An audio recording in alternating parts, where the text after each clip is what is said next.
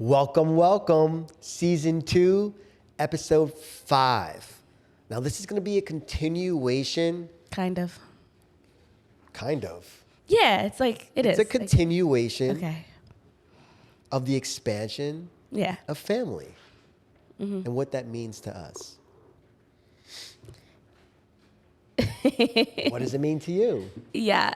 So I think what we really, really wanted to touch on and what like jumped out from the continuation of last time, we took a break because a kid was sick, speaking of family, last week. And so it's always hard to like come back like 2 weeks later, like what were we talking about? But to go into, we were really touching on like our roles and the nuclear family and what that means to us. So you said something like, I think we ended up cutting. We like stopped and you said, I want to talk about how important nuclear family is.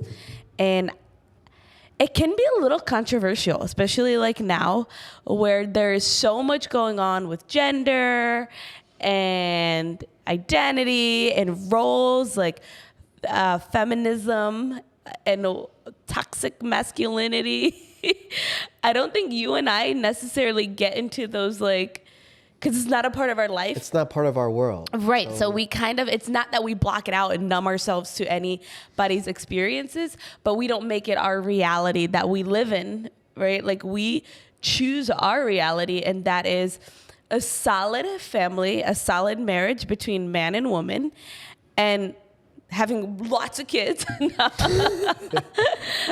working on baby number 3, and really being there in our power of masculine power and feminine power to the best of our ability in this moment. And I think we kind of wanted to touch on that.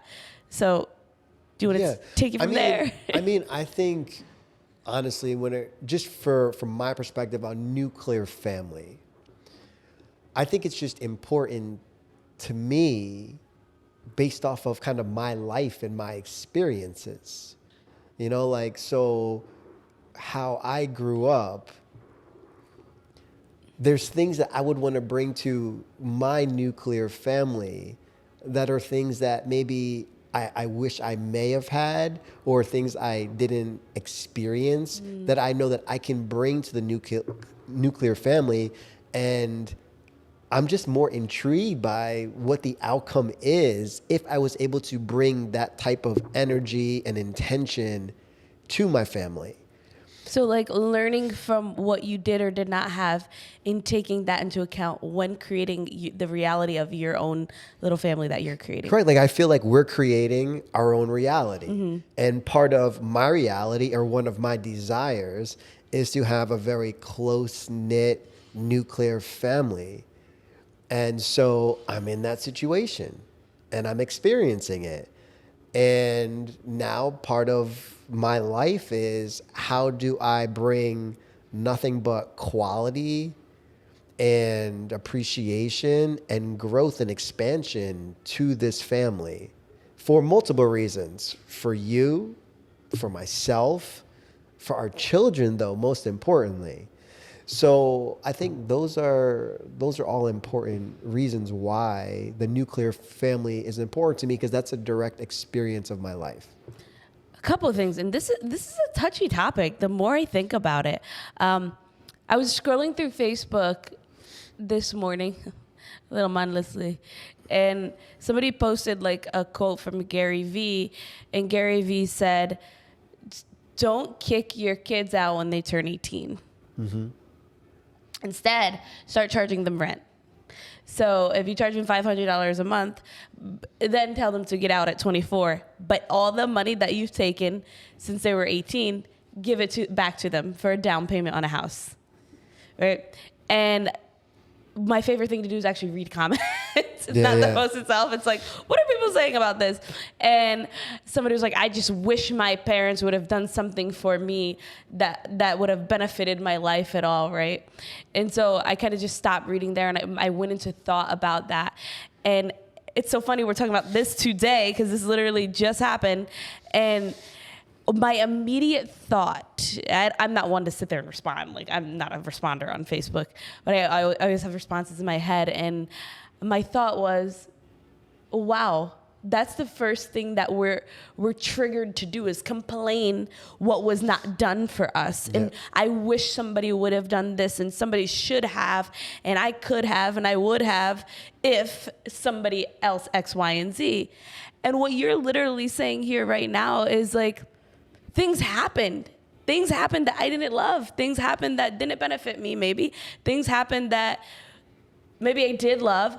But what's important right now is what I'm creating and what I'm either taking with me or leaving behind in my experience of creating my own family.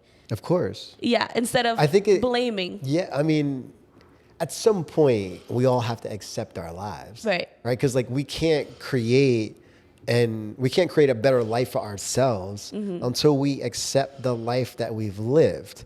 Because once we do that, we can look at that from a detached perspective and say, okay, now what do I want to create moving forward? Yeah. And so I agree with you 100% that like complaining is the easiest thing to do. Acceptance is one of the hardest things to do, because when you're complaining, you're still projecting the blame out on somebody else. Right. And you're still a victim. When you actually fall into acceptance, now it is 100% fully your responsibility to get your own self out of that rut and create the next level of life that you would like to experience. Yeah. That's challenging. It's very challenging. Another thing that popped in my head when you started talking about our family, and the first thing that popped up was like, both of our parents are divorced, right? And sometimes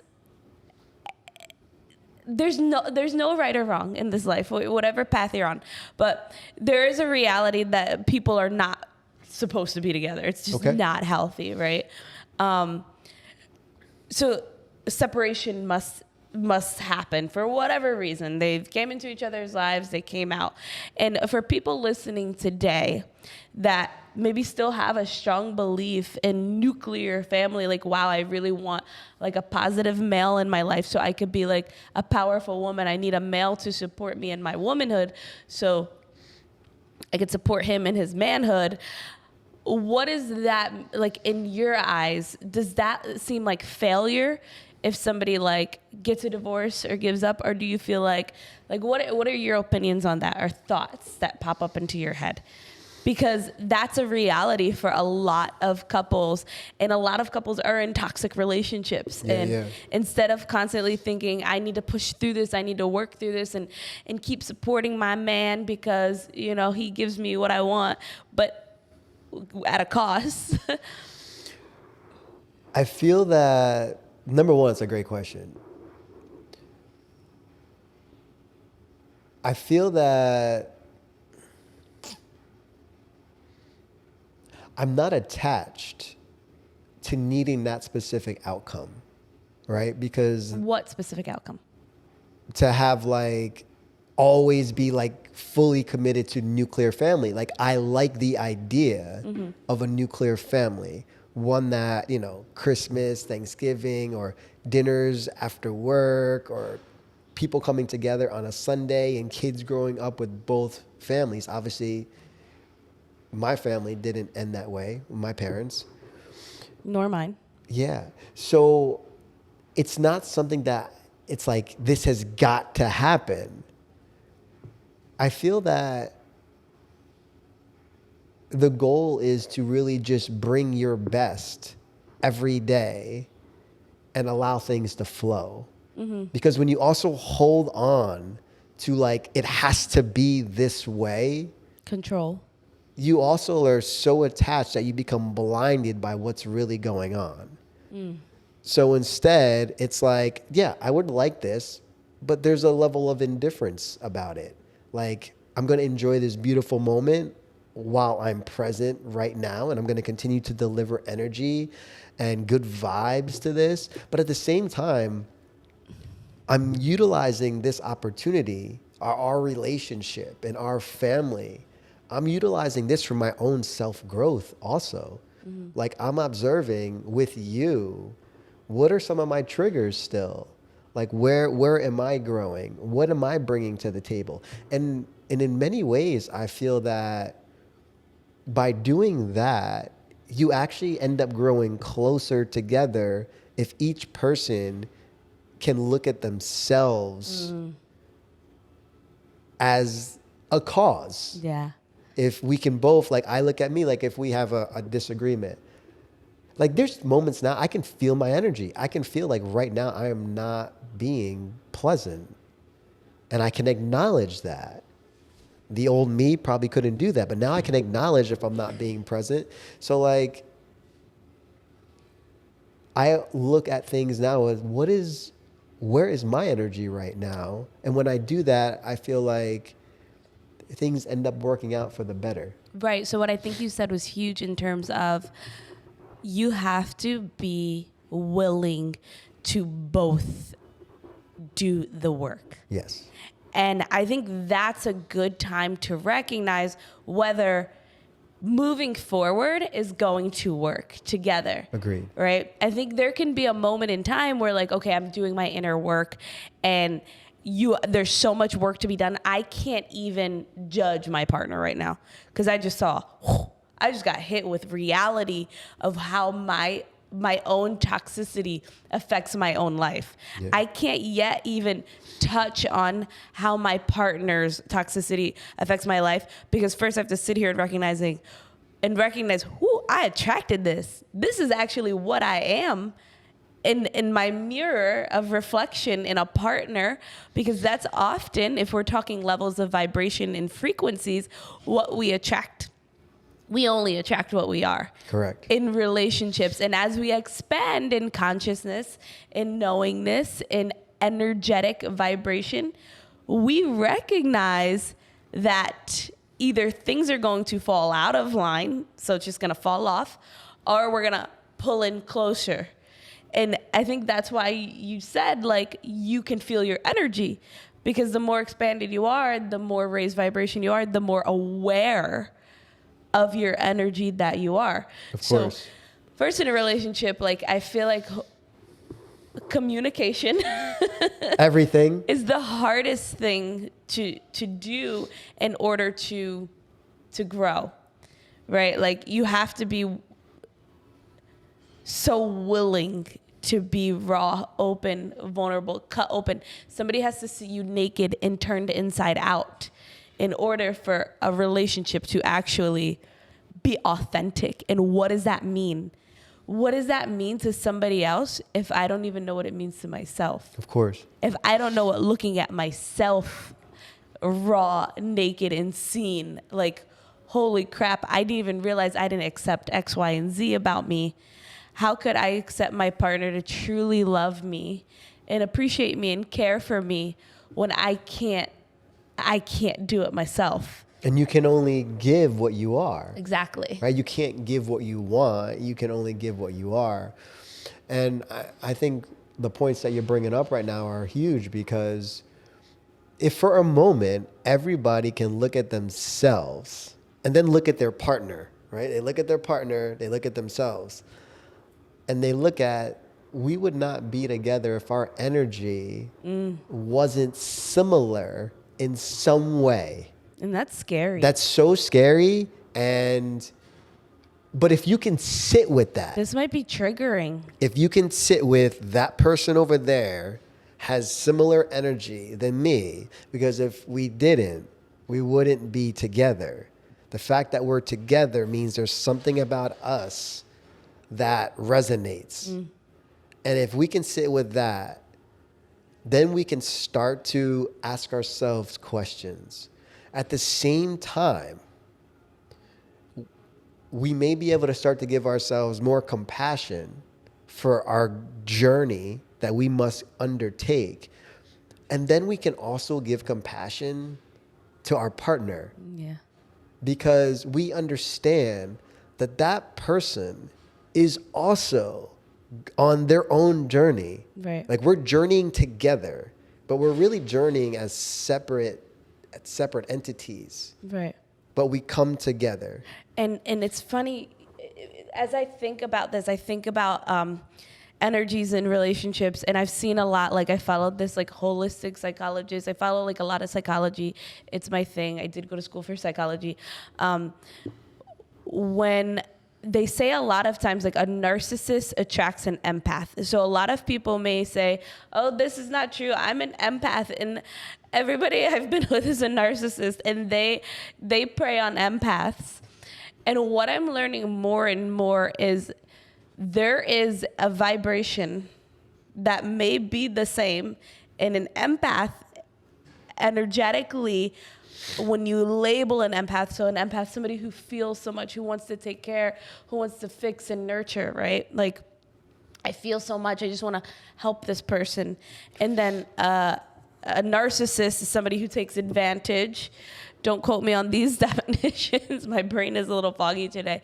But somebody who takes advantage, somebody who gaslights, somebody who manipulates and weasels their way into your life in a way that they completely take over and make themselves the only one in your life, and makes everybody else the enemy. I've seen this happen, and I've seen one person call themselves an empath and call the other person a narcissist.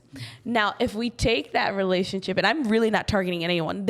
I've heard this so many times, and I've seen this on posts in like the psychologists I follow, like they really say that empaths attract narcissists.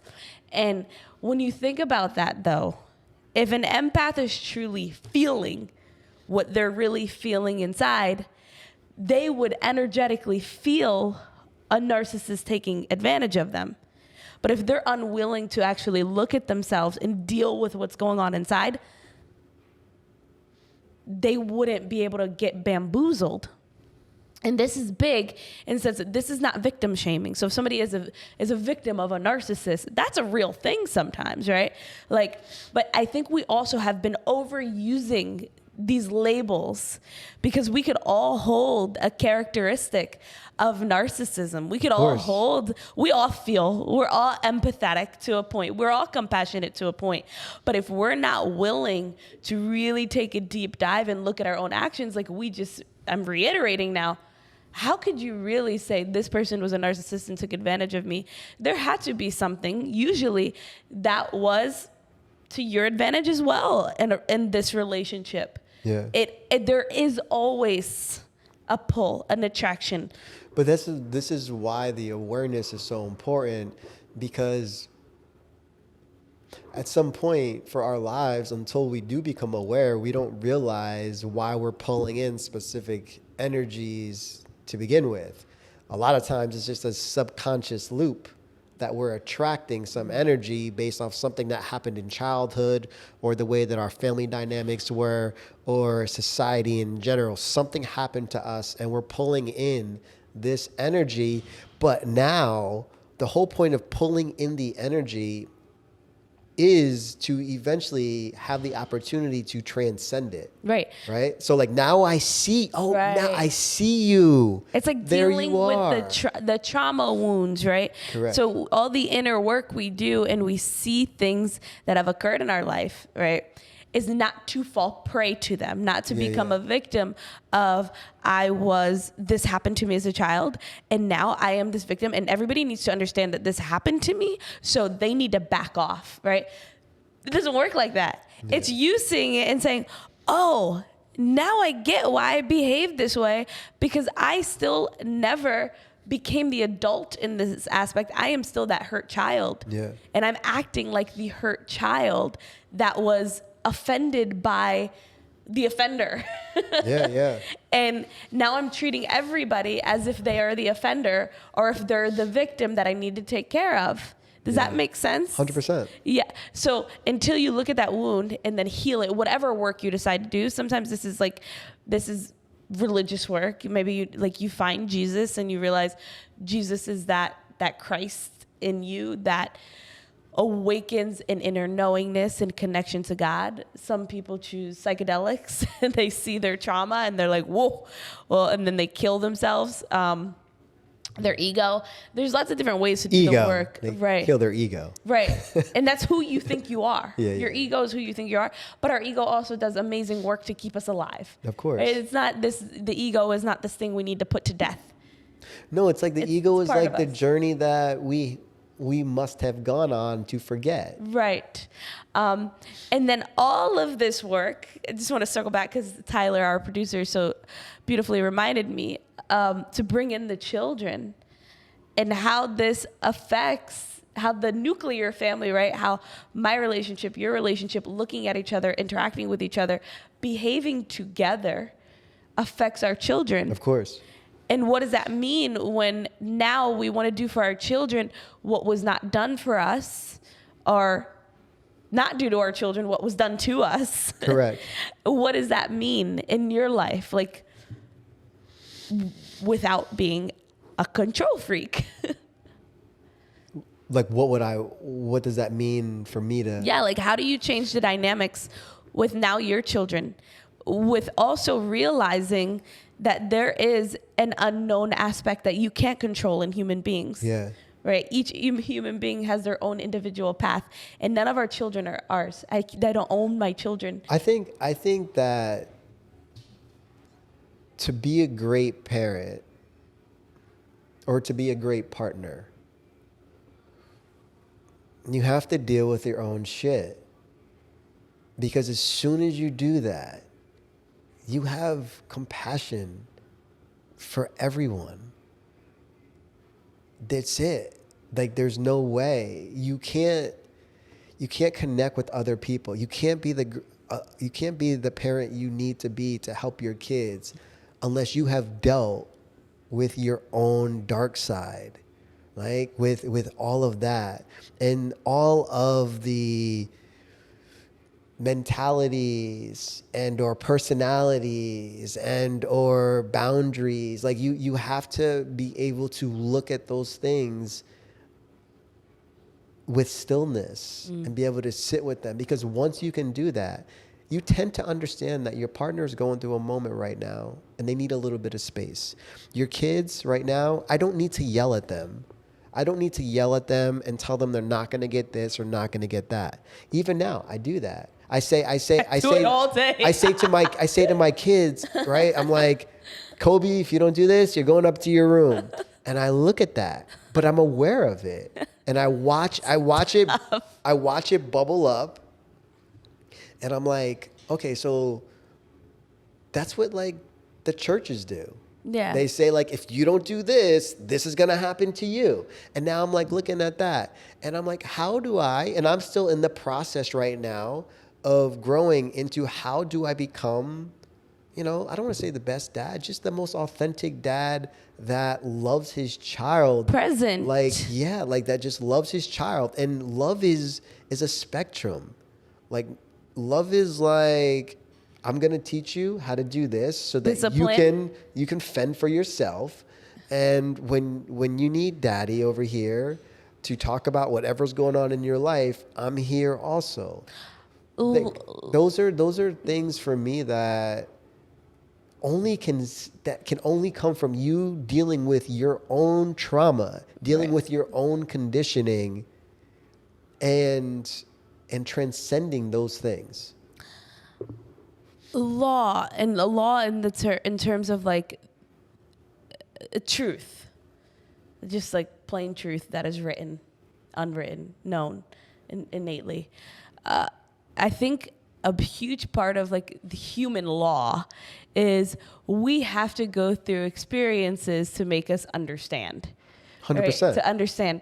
And I think that the universe kind of God or whatever shows us discipline through our own actions, and then what comes followed after that, right? Like consequences in life. Kind of cause and effect. And I think as parents, our journey, and this is why humans always are upgraded, because our journey is supposed to be a roadmap to help pave the way for our own children to follow. And then they carve a little deeper, right? It just goes further into the universe. Yeah. But our path is supposed to lead them to a higher dimension. Like a higher energetic state. Realistically, we're supposed to upgrade our children. And if they're not upgraded, then we didn't do our job. If our children are not better, to me, if my children's not better than, and better not in more successful, more money, more this, more friends, more power, better in accepting what is, better in being calm, better in loving their neighbor, better in nourishing the earth and nourishing their bodies, taking care of themselves and everyone around them. I got something different for you. Check out this perspective. Are you going to completely change my train of thought? No. It's on that same train of thought. But what if you just said we're supposed to upgrade our children? What if our children already come upgraded more than us? And we take our negative habits and we put them on them, and then they get downgraded to our level. I think exactly what you said is what I'm saying. They're already better. They're already better. They come out. They're in this better. path. They came here at this moment in time to do something that has never been done. Exactly. Right? Just like we came here to do something that has never been done. At the same time, as you're saying, if we are not constantly upgrading, undoing, because we've been done by our parents, right? If we're not undoing, then how do we accept their pureness? Yeah. It's really us learning, and this is the most beautiful thing about parenting, and how you're saying like our children teach us more than we can teach them. At the same time, we are here for a purpose for them. Children are not like they literally can do nothing for themselves, at least until the age 4, right? 3. Yeah. Maybe a 3-year-old can survive in a house full of food for a couple years, right? Maybe. But in terms of needing somebody physically present to do things for them, they're useless until. But I look at us as guides. Exactly. That's all we are. Yeah. We're guides. We're not rulers. We're not dictators. And this same thing in each other's lives, right? Like as a female and a male, like I'm not more powerful than you as a female, as your wife. I don't have, the wife does not have the final say. That doesn't make me feel full. You mean that a happy wife, happy life is not real? I think that it's so real both ways. Agreed. Right? So like, how can I be fully happy if you're not? True. Is that possible if the people around me are not joyful? Now, I do believe like the mother is what nourishes and nurtures the family, but the father, just the same, he brings it in. And this is going back to kind of what we wanted to talk about in the nuclear family, our roles as we guide our children. What are we doing? I think what has been lost in this for generations now is the power of harnessing what we're here for. Like we're literally, our DNA is different. Our chromosomes are different to do different things. I'm not meant to do what a man is meant to do. You cannot birth children, right? No. If I go full hypertrophy with my muscles and you're going full hypertrophy with your muscles, I will never be stronger than you. If we're racing for power, I mean, depending on our ages at this point, I will never be faster than you, right? And there's a reason for that biologically. And so I do feel, do I work? Yes. Do I love to feel like useful in terms of bringing things in? Maybe that's even a part of my trauma, right? Like thinking I need to do so much and not just be present as a mother, as a caretaker, as being there for my children, being there for my home. I think that the most important thing is that we can only resonate with what we want, regardless of what anybody else wants or their life they live. There's an old Native American proverb, and it says literally, "Don't judge anyone unless you've been in their shoes for 2 moons." And when I think about that, I realize I can't judge anybody because I'm not in their body and their mind. So I don't know what their reality is, right? So your reality, let's just talk about yours then. Yeah, my reality. So how do you feel? My reality is that I love being a dad. Like I love being a husband. And what I does love that mean to you? providing. I love providing for my family. Like I love like growing things. I love creating things. I can't wait to even now. I mean, I show my son how to grow into his own, but now from a spacious place, not of expectation, of like, son, I want to share wisdom with you. I love being a girl dad and being able to hug my daughter and make sure she's protected. I want my whole family to be protected. Like, yeah, like that is, I can't imagine anything else for me because that's my life. That's my makeup. And I'm sure there's people out there who resonate with that message and there's people who don't. And that's okay. Right. Because there's only one me. Yeah. Right. So that's the most important. I love to provide for my family. But also do it in a way, because my dad was a provider also. My mom was a provider too. But to do it in a way Right. So where that I'm nuclear able to. family, so your mother was not able to sit home. No, my and mom worked 2 jobs relax since I was with not relax, 6 but years old. work at home with the children. She worked 2 jobs and she still works 2 jobs. Who were you raised mostly by? Being at home when you were a child, who do you remember the most? Maybe I don't know. I'd have to say maybe my dad would be at nights, but my brother JJ Wow. and my grandmother would cook dinners often. I remember being home with my siblings a lot. Yeah. Yeah. So not having that nuclear family, right? That mom at home teaching you how to harness your energy No. and becoming one with all around you. And So, but it's like those experiences that allow us to see and not to hold any resentment or anything Right. about it. It's actually just, that's what I experienced. The witness. And like, what would I like? What would I like to shift about that experience that I could share with my family? And by starting to think about what I want to experience, it kind of shifts everything in motion naturally so I can move into that experience. yeah, I think I've actually very recently have come to accept more that like, wow, I actually want to spend more time with my kids. I want to be more present as my son is about to turn 5 in 6 months. My daughter turns 3 next year and I have a newborn. I just realized, and they always say this, you don't realize how fast it goes. Fast. But when I look at my son and he's past the countertop and he's just having real conversations and asking all the universal questions, you realize how much when your kids are in daycare from 9 to 6 every day, you realize how much you miss of their experience here. And I think my maternal instincts are like, oh my goodness, not that I want to hold them and keep them small.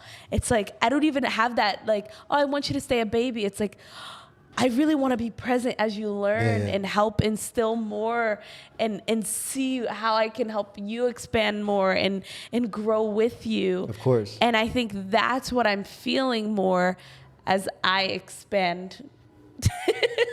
Yes. And get ready to bust. But yeah, that's my whole take on the nuclear family. And that's a lot to be said there. But I think we touched on pretty much, we did some good touching today. Definitely. I mean, again, nuclear family for us has its specific reasons based off of our own experiences and the conditioning in our life. Right. But I think it's very important for all of us to really focus in on ourselves and do our best to put in the work within ourselves so that we can bring the best to everyone around us, especially our family, our children, strangers, acquaintances, friends. The more that you jump into your light, the more that everybody's going to have the strength and power to want to jump into theirs. There's no difference between any one of us. We all got the same power. And it's always just maybe a choice of whether we're going to decide to use it or not.